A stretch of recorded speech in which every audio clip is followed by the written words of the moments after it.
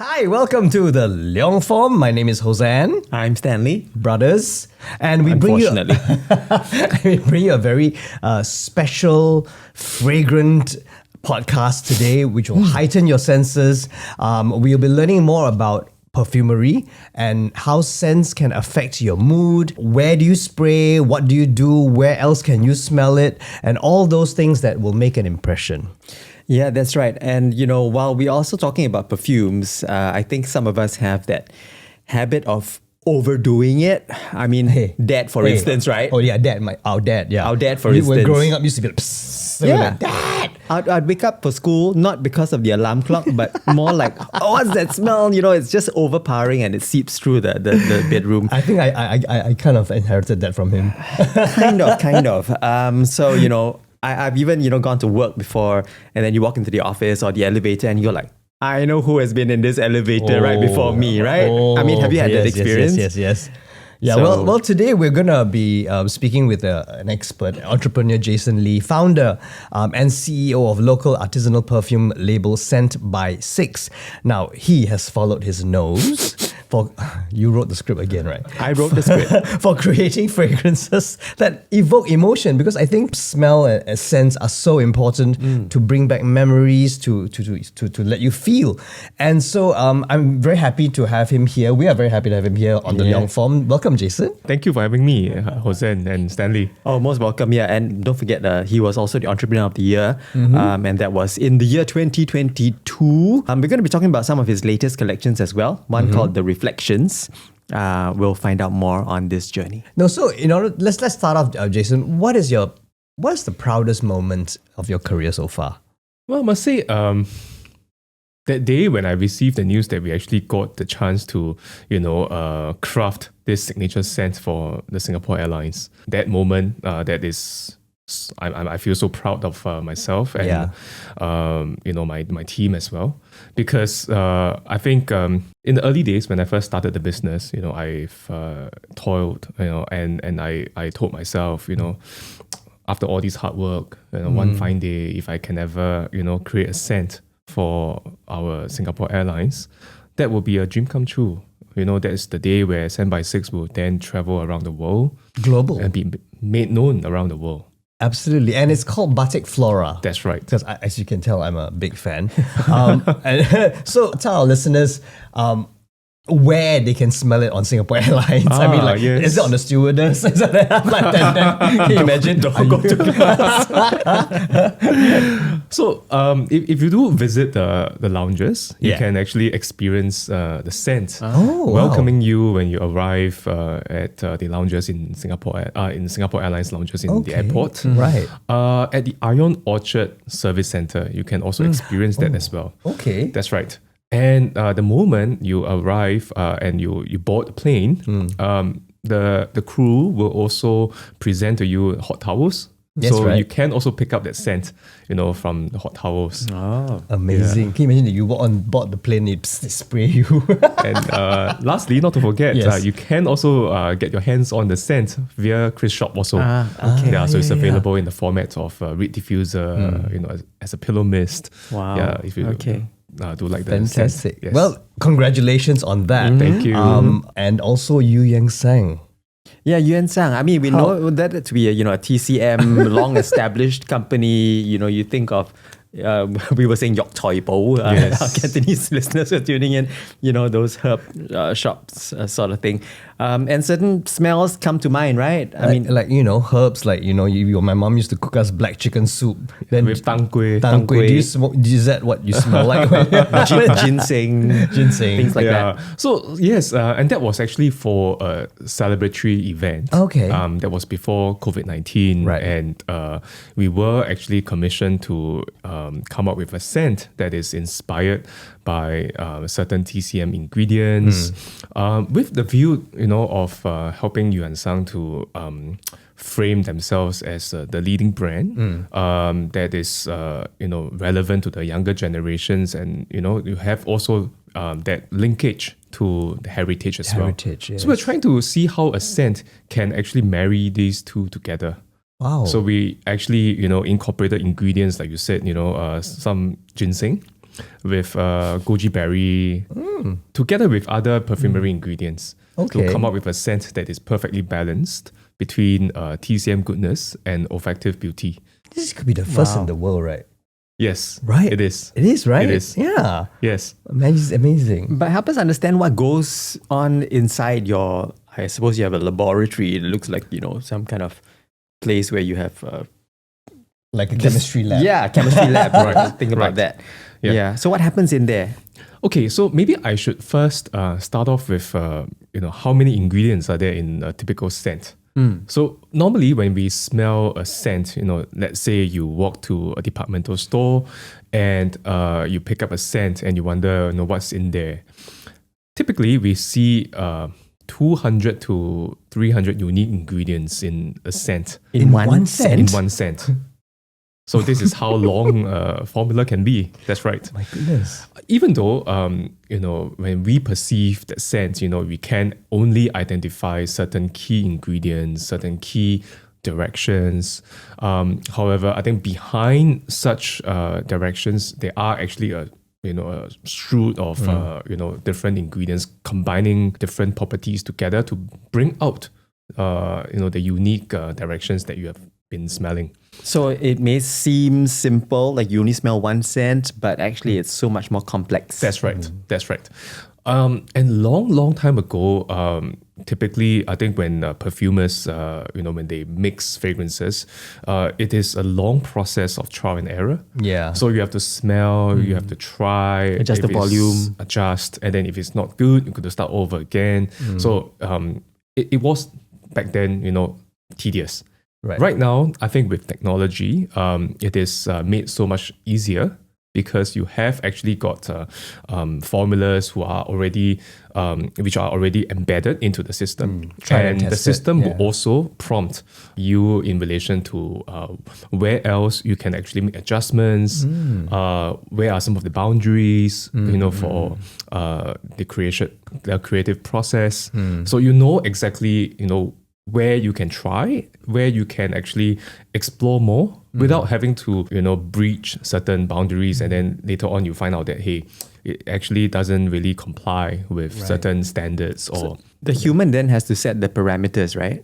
It's not the system that can smell in itself. yes, so that's right. So objectively, there has to be a certain standard set in relation to how much certain ingredients can be placed in the formula to comply with certain regulatory standards. Yeah, so this is something that is embedded in the system. So when they actually advise you, you can actually, in one glance, be very clear where you can maneuver in that process. Right. So that's great because you're talking about all these processes and, but let's go back to the very beginning. Right. Jason A very Lee. good place to start. How Indeed. did you start this journey? Because did you teach yourself? How did you learn? Why perfume? Certainly not at home. Yeah, for sure. So I actually joined a Swiss fragrance and flavor house called Givaudan. That was way back in the year 2010. Yes, and I joined as a management associate. I was very fortunate. The company gave me opportunity to be rotated around different departments, functions to learn about creative perfumery, to learn about sales and marketing, to learn about operation, finance, and thereafter I was given the opportunity to also handle key accounts in fine fragrance, in consumer products in Philippines and Indonesia. So, from there, I actually had a deeper understanding on fragrances, and it goes beyond perfumes. Right. So as I've mentioned, I've handled key accounts dealing with consumer products, and these will pertain to your products like shampoo, detergents, fabric conditioners, and anything with a scent. We will be the expert. Yeah. So that was very fortunate experience I've got. And I was also very fortunate to have met very kind mentors who, time after time, they always seed very rhetorical questions. So what is your dream, Jason? What is your passion? Yeah. And, and then they will share about their own experiences. And I think some of them actually, went deeper and they said, Jason, I'm at the tail end of my career. And, I feel that I have not been achieving much because, even though sales numbers were going up year on year, things were doing well. People, I'm well respected in the industry. But, I had this fear because the moment I step out of this corporate ladder, where would I land, right? And some of them actually told me that, it is unfortunate that people will tend to forget about what you have done. You will sort of, be forgotten, in due course, right? So they said, so what is that thing that you really want to achieve out of your career? What's the legacy you want to leave behind? Exactly. That legacy. Legacy is the word that they had emphasized upon. And I had a lot of deep thoughts, especially after my 30th birthday, on the question of what's my passion? And I got scared because at that point, I was like, wow, I am 30 years old right now and I don't even know what's my passion. What am I passionate about all these years? So then I told myself, never mind. I think maybe we just take a step back, do some deep dive reflection on myself and to think about what I'm really passionate about. And then I realized that the more important question is not about passion, but about purpose. So that actually led me to a better trajectory in terms of this thinking process.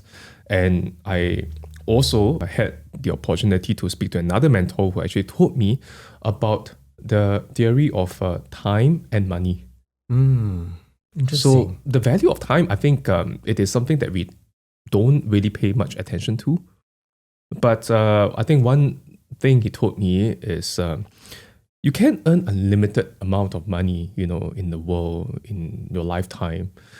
But you only have limited time. Absolutely. Yeah. And, this is something that is so unknown, absolutely unknown to you, how much time you have left. Yep. Every second that's passed, you can't take it back. So what is it that you want to dedicate your time to?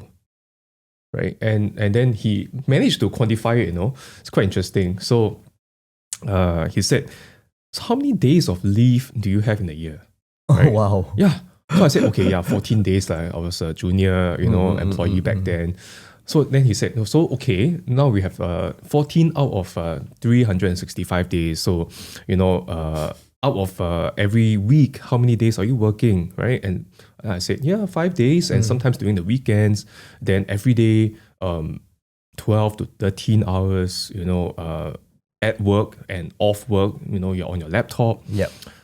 And then, something struck me. So basically, if you are actually going to get employment on average from the age of 25, and assuming you live all the way to your expectant age at about 83, for Singaporean males, I would say, safely that more than 50% of your time you are spending it, at your workplace or at work. So whether you like scary, it or not, right? I think, if you quantify how important time is in relation to the quantity of it, then I would say it's arguably more important than marriage. Wow. Because you're really spending more time, at work than, at home, At right? home, yeah.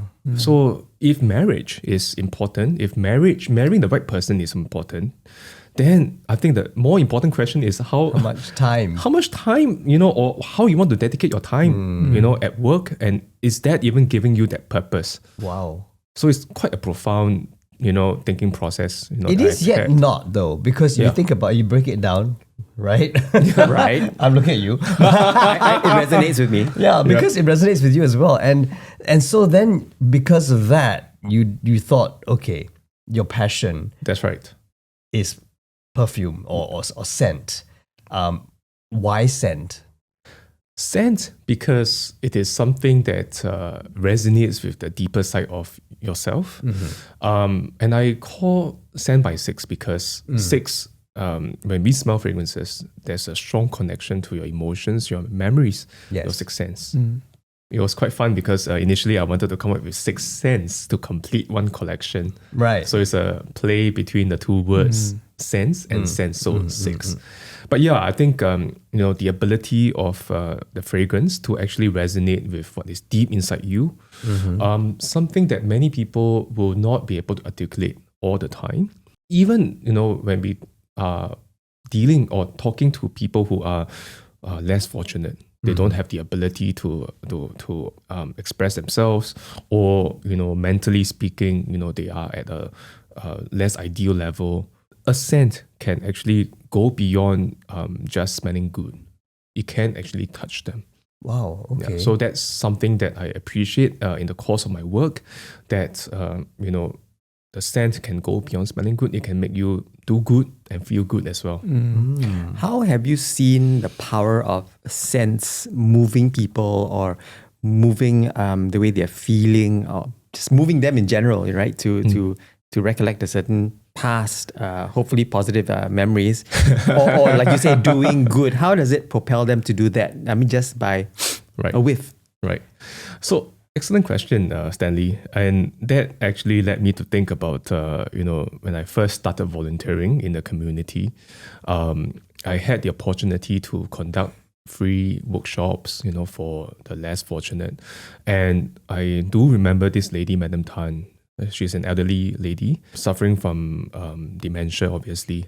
And I had the thought of actually wanting to come up with a scent for her, something special, with the hope of, maybe helping the family to see whether she can be triggered in a way, certain memories can be rigged in this process. So I spoke to the family members, I spoke to the caregivers to find out more about her life experiences, her, what she used to do. So I understood that, on weekends, she will usually visit the temples, with her deceased husband to offer incense. Her go-to drink at the kopitiam will be the kopi o kosong. And, she would love to, used to love to, bake pandan cakes as well. So then I got back and I decided to, try something that is brave and different. So I put all these ingredients together and try to come up with a formulation that is distinct with these ingredients. So I brought it back to her and allowed her to take a whiff. And what happened afterwards was actually priceless. She teared. And when I looked around the room, her family members, they were all in tears. And it was then that I realized why I was doing all this work. She even blurted out the name of her deceased husband. Wow. So that was a very striking moment for me, and I think it sends a very strong message that a scent can go beyond smelling good. It can actually rekindle memories, to heal emotions, and to bring people together. And I think, it is something so intangible, but, to the family members, I think on the deeper, more intangible side, this is priceless. Yes, absolutely. To just witness such a moment, for her to even have that reaction, it's like giving them the chance to travel back in time. Yeah. So many years they've shared with me that they have tried so many ways to help her to rekindle some memories, but to no avail. Yeah, and just having this moment, it is already something that is so priceless that money can't buy. Yeah. Wow. Yeah. Well done, Jason. Amazing. Wow. Thank So you. it's a, and you're right though, because when coming from an actor's point of view, there are methods that we use to rekindle emotions as the character, and we rely on these things. And it's called scent memory. Oh, So, for example, interesting. if there's an emotion that I want to do as a character, and what I would think about running through the lavender fields and what is the emotion I felt. And then, I mean, it's not as tangible as just like smelling it, but the memory of that smell. Right. That's right. So I think that connects with Madame Tan, is it? That's right. Yeah, as well. So so such an amazing, powerful tool that scent is. That's right. Yeah. Well, I mean, I can't complain because back then I would like to share another story. Oh, it was in 2016, I actually traveled to Hokkaido with my then girlfriend. Yeah. And back then, everywhere we walked to, it was so romantic and embracing, with the lavender that you have been telling me about, and the green tea, right, around that is so apparent. So I just wanted to come back to bottle these memories. So I tried to mix them together in formulation in a nice perfume, and I decided to propose to her with a scent. Oh, so that was the reason why she said yes. I hope that wasn't the only reason why. So wait, that scent is on sale, right? Yes. What's it called? 27 degrees Fahrenheit day. Exactly. That's right. That's the one. Yeah. Yes. Yeah. So when you said lavender, that actually struck my mind. I remember that scent as well. This is one of the first few that you had formulated. The first three, right? You came up with. Yes, that's right. Yeah. Yes. So one was actually Bay, a scent that was inspired by the trip to Hokkaido, and then there's another one inspired by Boracay, and one actually by New York. Okay, that's right. Yeah, that's so right. all these are actually inspired by my own personal travel experiences. But how do these places inspire the scents that you end up formulating? I mean, you go around smelling people in those areas in the subway, and I have no idea.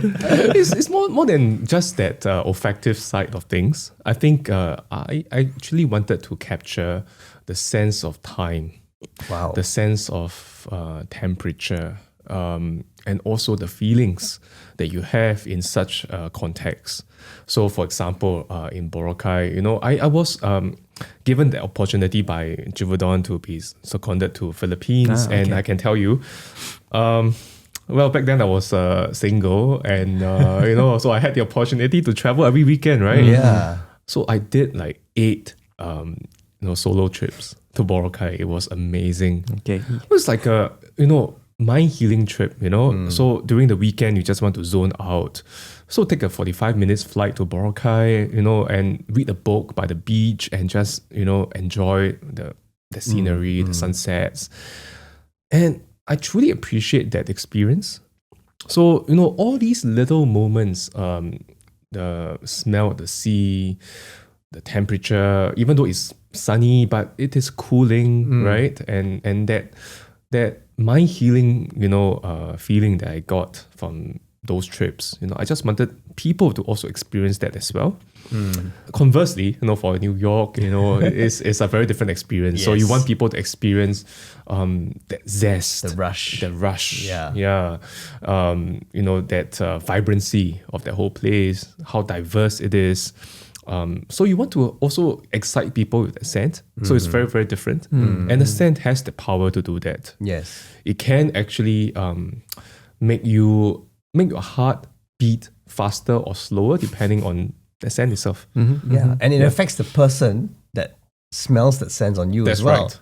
Yeah, Right? how you are being perceived. Exactly. Yeah. And it's interesting that you brought up that temperature actually can be, that you can transform that into a scent. Yes. Because in different countries when you've lived in different countries, I've traveled different countries, when you walk out of the airport and you smell, besides the pollution, the temperature of that place, the city has a smell, has a scent. And it's so interesting to bottle and it's that. a very significant dimension to your experience. Yeah. So I think, it plays a part on giving you that memory about that place. And also, on the more objective side of things, temperature, let's say, it is colder, it makes everything more apparent. Yes. So you can smell better. So your senses are heightened. Yeah. okay. So that is a more scientific way of actually framing, how you actually get better reception of the things that's going around you. What's your favorite scent, Hossan? Oh I my mean, gosh. if it's like something in nature or in life. It changes, I think. Because I think for me it depends on my mood as well. So sometimes it's Hikaru. Right. The new range that you have, the Be Yourself one, Yes, which I yes. like as well, or the Journey one. But so it kind of varies from kind of rose woody to completely sometimes floral. I don't know. It's a mix for me. Sometimes I wake up one morning and go, okay, I want to smell like this or I want to smell like that. So I had a handyman come to my house to do something, and The handyman had perfume on. no, the handyman looked at my drawer and he went, 哇，你有很多 perfume 哦， Either 很 that or 多香水哦。 Either that or 你很臭。 Hey, what? Thanks. But yeah, what about you? What's your favorite scent? You don't wear anything. Excuse me, I do wear clothes. No, but I hardly ever wear scents unless it's an event, an occasion, or something. Then I would just do a little bit of a squirt. But other than that, yeah, it's just for me. It's just deodorant is important. Yes. Yes, that one. What about yourself, Jason? What are your favorite scents, or do you have a profile that you Actually, do the scents that you wear come from your own brand, or do you actually have fragrances that you buy from other brands? So obviously, I think with my own brand, I've always been You're the ambassador, sticking right? to Yeah. 27 degrees Fahrenheit Bay until today. yeah. It is still the scent that I it's my go-to scent. Yeah. You're Yeah. very faithful. Yes. Now, as a father of 4, I'm still in love with this scent. Nice. So, but before scent by 6, I must say, there's a particular scent that is quite timeless. I'm not sure whether you are familiar with this fragrance called 4711. Oh my goodness. A flashback. Wait, that's not an aftershave thing, right? 7, It's quite close to that. 11. Yeah. It's It's a a cologne. very fresh, Crisp. crisp. Yeah. I wouldn't spicy. I don't know, but yeah, it It's a fougere. So it has that marine, yes, the oceanic sea. Yeah. feel to that scent. You're It's like too an young to aftershave. have that scent, no? Thank you. Hey, don't you said tabak only. I was like, My answer is going to be short. Thank you. yeah, but so 4711. That's right. It is actually amazing because back then, this scent was actually the iconic scent Yes. that set the trend for fougere fragrances for males Right. back then. What does fougere mean? It's like aftershave.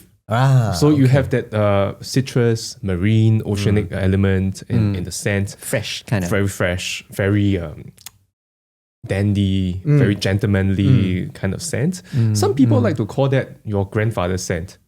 But Okay. I mean, it has a positive connotation to that as well Right. because I must say that the scent is so timeless. It does not go away. I Yes. think when you go to a function or a formal event and you wear that scent, you will never go wrong. is it still available? I'm sure it is. Really? Yeah. Yes. Oh, must go Yes. and buy it. Yeah, buy it for Christmas. Thanks, it's okay. No, but the other thing I was gonna say, eternity from Calvin Klein. It was very, very special. That's right. Right? That scent, I don't find it anywhere else because every other brand, I'm sorry, other brands, but they're all so kind of like it melts into one another. Right. But Eternity stood out. It has that iconic direction. Yeah. So And they stopped it. I don't think they sell it anymore. I haven't I'm seen not it. too sure. Yeah, but it's so Yeah. interesting. Yeah. So it's like Chanel number 5. Yes. Yes. Which I call the auntie scent, which I shouldn't say. But yeah, you're right. It's the iconic scent, Yes. right? That people remember. Yes. So it's not all just marketing, right? Not all just marketing, to be honest. I think if you do pay attention to the creators behind the scent, and you know what goes in the formulation, you know how to appreciate certain fragrances in the designer rack can actually be very significant, in many years to come. But the pricing, though, the difference between, let's say, the run-of-the-mill, any brand Right. any brand, and then you have the Les Exclusives, and which is the pricing goes like that. Why is that so? Is it all about concentration? Yes and no. Because it's all EDP. Yeah. Oh, the What Parfum. is... Oh, okay. Got it. So I mean, if you compare apple to apple, say like you said, a designer brand versus a niche or an indie brand, right? And you have both of them having EDPs and you compare them together. I would still say that yes, you're right. Niche and indie brands, the price point is still on the higher side as compared to the designer brand. Well, like what Stanley had mentioned, I think you have brought up a good point here because from my understanding, for designer brands, I think the main starting point when you come up with a scent is quite different from that of the indie brands because your target will be to capture market share. You'll be looking at the more commercial side of things. You will want to make sense of the market itself. What is trending in the market? What will actually sell well in the different markets that I want to target and to push. And you also have bigger budgets.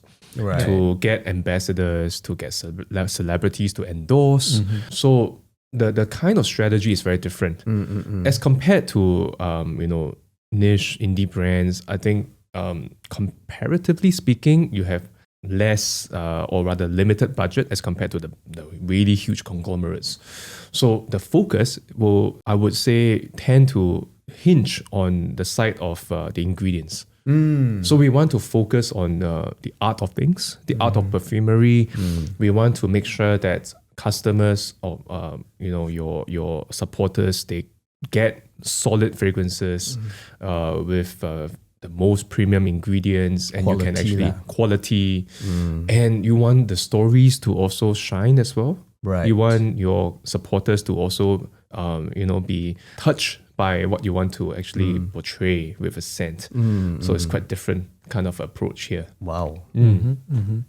Well, Jason, you did not come into the studio empty-handed. You've brought along some scents. That's right. In bottles and canisters and such. Shall Yeah. we do a show and tell right now? Sure. Also, because the fact that you're not just doing perfume anymore for the person. That's but right. You have sent Singapore Space, Airlines. yeah. It's now spaces as well, bedrooms, pillows, so towels. Yeah. So what do you have here that we can smell? So we have this is a mini nebulizer. So we have different designs and packaging, and also reed diffusers and pillow mist. And back to your point about us having so many different formats right now, it boils down to our renewed vision that we have, which is every mood lifted. Yes. Yeah, so we want to have the scent to also uplift you in the different moods in different times of the day.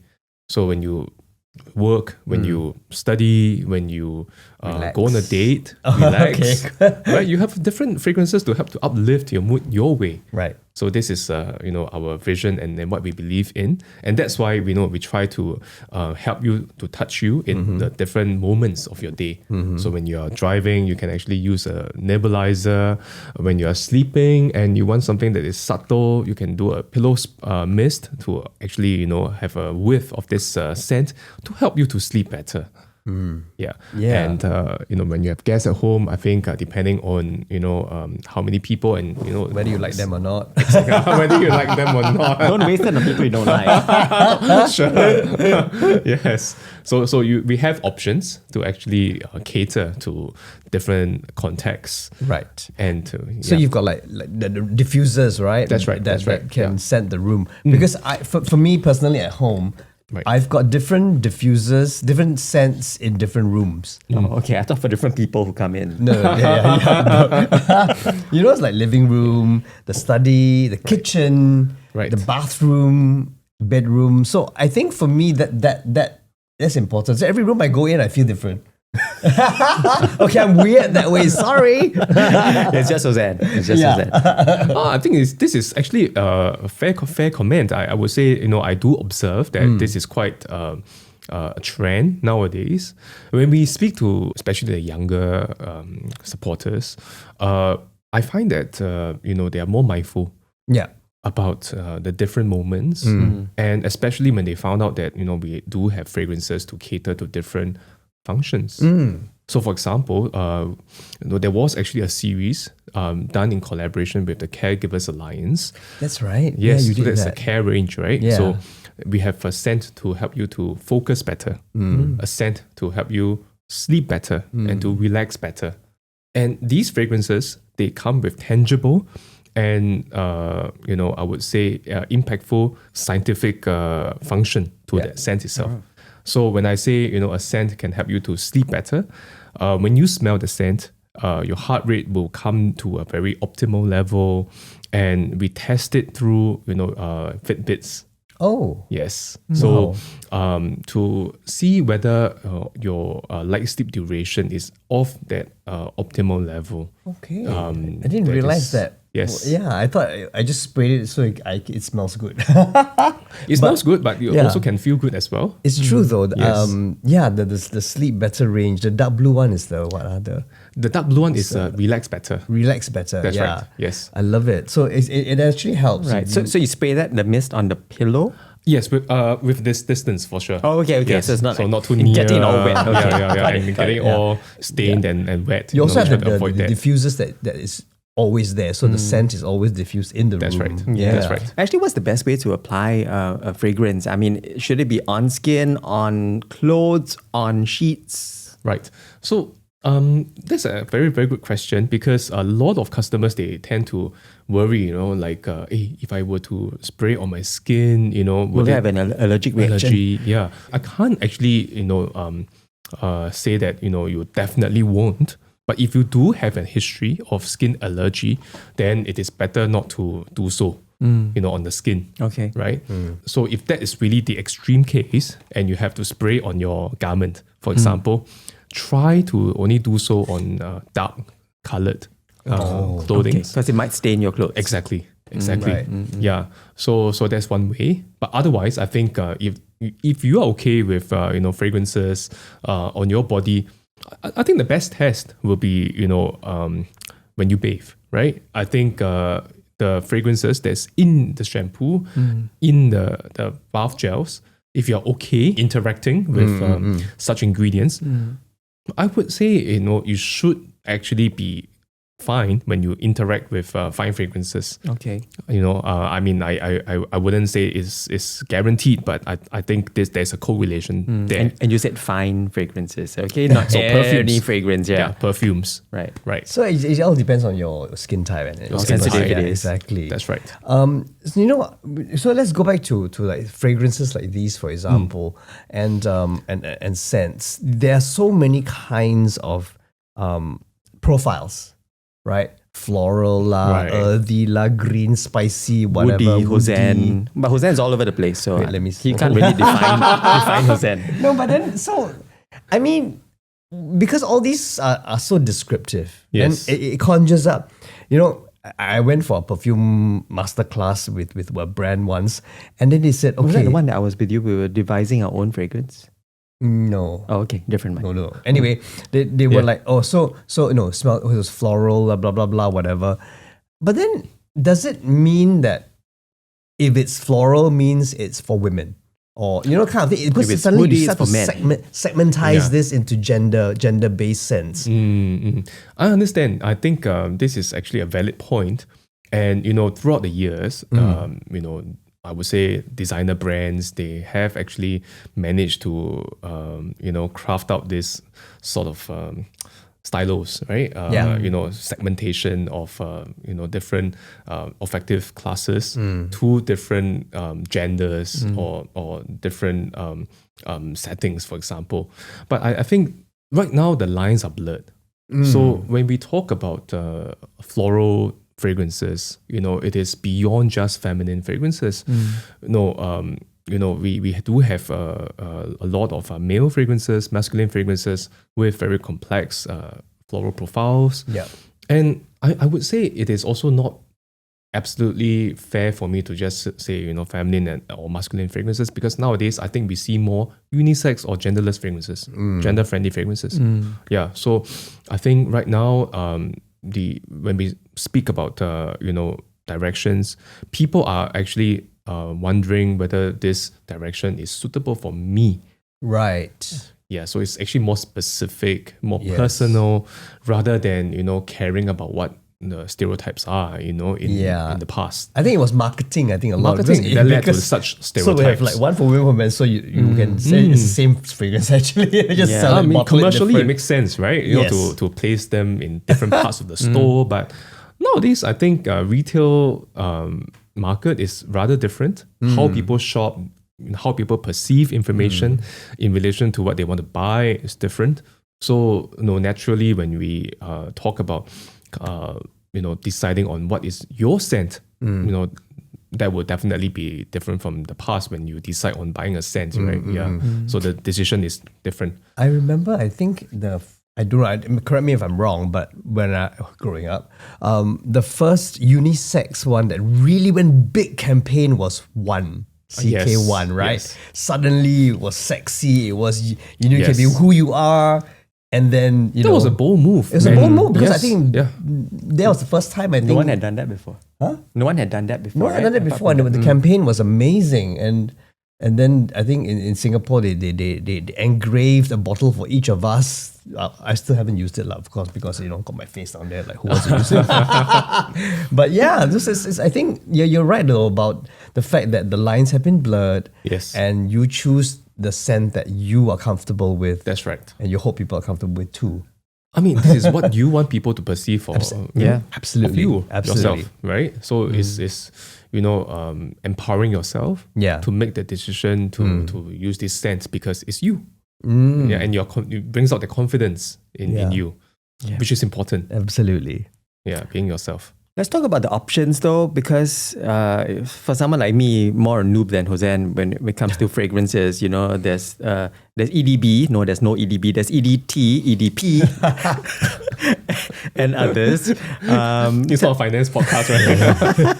And current affairs one. Yeah, so tell us more about the differences when we go and we're at the salesperson is bringing out all these options. Our listeners might want to know, like, if I'm so confused, we go into a shop and there's so many to choose from. Yeah. Same name but different EDP. Yes. Toilet water and all. Right. So, okay, great question because we get asked all the time in relation to what's EDP or the Parfum, what is EDT or the Toilette, etc., etc. So the difference is just in relation to the concentration. Well, typically for EDT or the Toilette, we have about 12 to 15, 17% of pure perfume oil mixed with bases. For example, your cosmetic alcohol, etc., etc. For EDP or the Parfum, we will have maybe double or even more. Okay. Yeah, so it's a lot more concentrated.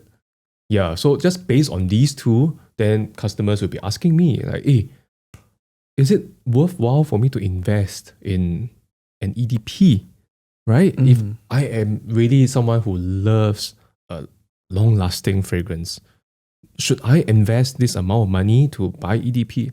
I would say, please hold back and test first. Right. No, because I have always been honest to customers saying that, whilst there's some truth in the fact that if the perfume is actually more concentrated, you will get better performance. Yes. But is that the absolute truth? May or may not. Because, you shouldn't forget about the interaction between your skin and the perfume itself. So it's actually a marriage. If the skin is on its outset unable to actually marry with the scent itself, right? So no matter how concentrated the scent is, it's not going to give you that desired performance. Wow. So you have to have that mindset that, hey, I must really make sure that this direction is suitable for my skin.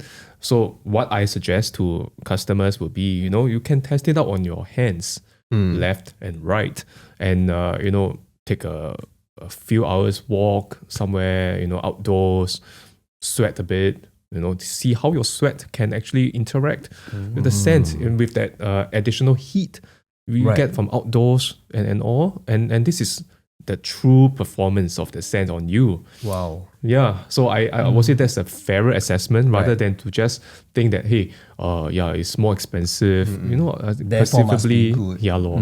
Yeah, And then so but then you go to shops and they spray on paper. mm. It's Yeah. different, right? Well, yes and no. So, yes, it's different. But sometimes we do that because, we some customers may not be comfortable, right? Okay, It's right. a new scent, Right. what makes you think that the person may want to, Yeah, I don't want to try it on me. be brave and to try it on the skin, without smelling it first, right? I So that's see. the whole idea of using a blotter. Of a blotter. That's right. And then there are different kinds of, like, what do they say? Every time they explain to me, they go, oh, the top note, and then the middle note, and then the yes. bass note. Oh, that's during piano classes. No, that one you fail piano class. So what does all that mean? Right. Good question. So, scent, I think when we always have questions from customers saying, your promoters are saying, you smell this at the top note of the scent and all that, but it doesn't really make sense to me at all, Yeah. right? I don't understand what you're talking about. Yeah. So I always show them this pyramid. So the pyramid will have ingredients at the top note part of the pyramid, the mid, the body, and then the bottom, the fattest part, the foundation. And I will start off, to talk more about the top note first. So at the top itself, you have ingredients that are actually lighter, they are smaller in sizes, in molecular sizes, and things like, for example, your citrus notes, your fruity notes sometimes in a more feminine direction. So the entire place at the top, the function of it is actually to try and attract you as a consumer.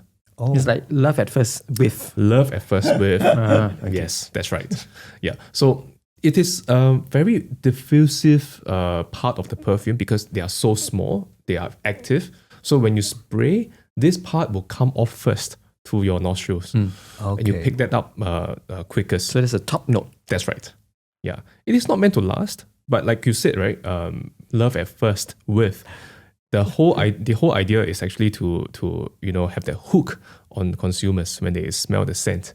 And then you proceed to smell, to unveil the body of the scent. Now, the body itself, I would say, is quite interesting. Yes, you may sometimes find that it's quite complex.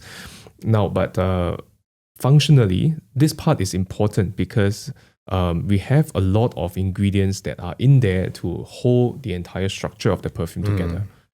So, whether the perfume will actually be consistent or not throughout your entire application. It depends on whether this part of the perfume is of better quality or not, or the ability of this part of the perfume to bind everything together, to hold everything together like a skeleton. Right. Wow. So that's important. That's the middle part of the perfume. Okay. Yeah. So it's like a skeleton holding everything together, make sure that you don't fall apart so easily. And that's different from the top note. That's different. Wow, okay. And let me guess, the base is the foundation. Yes. So you have the most expensive Ah. and the densest portion of the perfume there. So you have your woody notes, amber, you have patchouli. These are very common materials at the bottom part of the perfume. They're very heavy and they provide a lot of foundation to hold the entire structure together. Wow. So when I am describing to you, right, this is akin to me describing to you a sculpture. How you actually craft the entire, sculpture together to make sure that it is, visually appealing, but yet is stable enough, is robust enough, etc. So perfumery is something like that. It's somewhat invisible sculpting. It's invisible art. Yes. Artistic indeed. Okay, so then it's interesting though, if you say something like that, you smell it, you go, oh, okay, this is the top note. And then there's the middle one that lasts, is it? Or the one that kind of... Skeletons holds it together. Holds it everything together. together. And The then- binders. Yeah. And then after that, you get the Yes. at the end. Yeah, the Right. So, what about Impact. lasting That's right. the duration That's of right. the fragrance? So, And then how absolutely. far the fragrance can go. That's like right. what's your radius? Yes. What's the range it projection, travels? the throw. Projection. Yeah.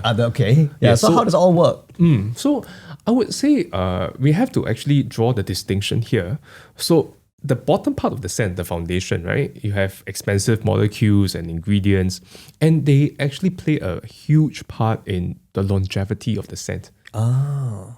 So that's different from projection. Okay. Yes. So how long lasting, a scent can be will depend on, whether you have quality ingredients in there to just hold the performance for as long as you can. But as in relation to, projection, the throw of the scent, then the entire structure will have to play a part already together. Yeah, because we are talking about the top notes working well with the mid to actually diffuse as far as possible to have that performance, the diffusiveness. Right. Yeah. So I think that is beyond just one part of the perfume, but it's the entirety, the balance of it that plays a huge part in projection itself. My goodness. Should people even think about wanting to leave a trail or just, have it around them wherever they are, but not let it linger aura, down is the it? corridor? This is a very nuanced situation, So it depends first and foremost. If you're the which, big boss or not. or on the broader sense, right? What kind of society are you in? I would say typically, let's say like we take it to the extreme in Japan, for example. In the train, people are just so mindful. No noise, Personal space. no smell. So the criteria of a good perfume in Japan, you can smell, but no one else. No, So you if buy the perfume is for yourself. Don't 100%. share, right? It's not for really? perception, Maybe Wow. maybe yes, perception, but only to very, very close So loved interesting. ones. So it's also cultural then. Cultural, exactly. Oh my goodness. So when you are, cramping like sardines in the train in Japan, you don't get that, aggressive diffusion of perfume, right? Everyone's so considerate. Yeah. Yeah. So this is on the very, very extreme, side of things, right? Then from my experience in, say, countries like Indonesia, in Philippines, it's very different because I think maybe because of the climate. The weather, right? We sweat too much. And lifestyle, right? Yeah. Yeah. So Also we find that show off. yeah, and to different segments of society in such countries, having a luxury scent to them is actually very important. So to them, this is like a status symbol. Yes. For them to actually feel good about themselves, to actually deliver a message. So you want this message to be loud and clear. Like your microphone, Yeah, right? yeah. You turn up and down the volume, Make your you want- presence known. Exactly. It's funny because I remember reading Marilyn Monroe said when she only wears perfume Chanel No. 5. Right. She's nothing comes between me and my Chanel No. 5. Wow. Yeah, and it's not spray one, it's the put one. And she said you place this perfume where you want to be kissed, Wow. which means it's not for like that. yeah, So you have to come near Yes. in order to smell it. So Yes. so it's quite interesting. When I read it, I was like, wow, that was also quite profound, right? She part Japanese or something? Marilyn, Yeah. you ask her. Okay. All right, now we're gonna do we have anything for us to like smell and maybe we can Maybe you can smell this. and test our Hikaru. okay. Hikaru, this is your favorite. Sounds Yes. like some Yeah. Japanese fish. Yes, this fish. I don't know what's Ikaru. Hikaru, Wow. this is an Hikaru. interesting scent because It's really this is nice. actually our first foray into fragrance intelligence. So I've spoken about that, in the care range. And in relation to Hikaru, this scent is actually a scent that has the technology to make you feel happier. I smell grapefruit. Is there a little bit of grapefruit? Yes. Wow. Yes. Not buay pai. So it's a good combination of grapefruit, and the key ingredient is actually yuzu. Yes. Yes, yuzu too. citrus. Yes. What's that one? So we procured very, very premium yuzu concentrate all the way from Fukuoka in Japan. Wow. Yes, and this scent itself, it was made in collaboration with Singapore Association for Mental Health. Yes. So we worked with 3 young Singaporeans who was suffering from severe depression, and we wanted to come up with a scent to actually help them, to make them feel better. So Wonderful. yeah, this scent itself, after using for a few months, we spoke to the caregivers and they said, true enough, there were less episodes of depression. Wow. And how it works is when you smell the scent, more blood flow will flow to the part of your brain that will release more happy hormones. So that will actually correlate to an uplifted mood. No, that's why I use it. And it's a healthier option than vaping, right? For those who do that illegally. not allowed for So I draw the line very, very clearly. Yes. Of course, that's totally different.